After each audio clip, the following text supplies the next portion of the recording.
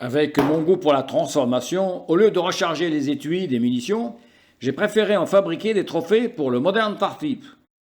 Une fois ramassés, les étuis sont désamorcés puis longuement nettoyés. La matière première est prête. Pour le logo du Modern Tartyp et pour la célèbre clé du Nil, la clé de la vie, un modèle est réalisé, c'est le gabarit. Le gabarit est placé ensuite dans un cadre rempli de sable de Fontainebleau, un peu humide. Et le tassage du sable est primordial, parce que ça réduit la chute des grains de sable, c'est la source des bavures, donc il vaut mieux éviter ça. Ensuite, le moule est recouvert par un autre cadre de sable. Ce cadre contient le puits d'injection et les vents. Et c'est le maître de forge Gérard Almusara qui mène la phase de fonte. Ça se passe à plus de 1100 degrés.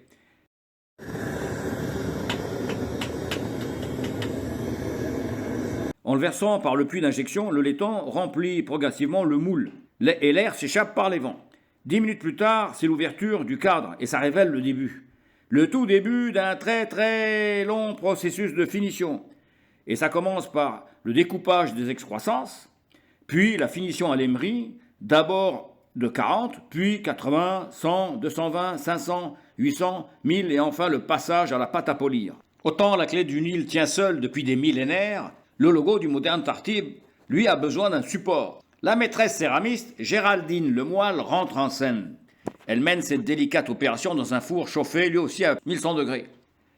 Étonnamment, le logo devenu trophée du Modern Tartyp est une transformation d'une vieille photo, en tenue rurale. Elle date du 5 février 2005. 18 ans plus tard, le logo transformé en trophée peut alors être remis aux leaders du Modern Tartyp en France, Mélanie Var, Elric Janssen et Arthur Wacky.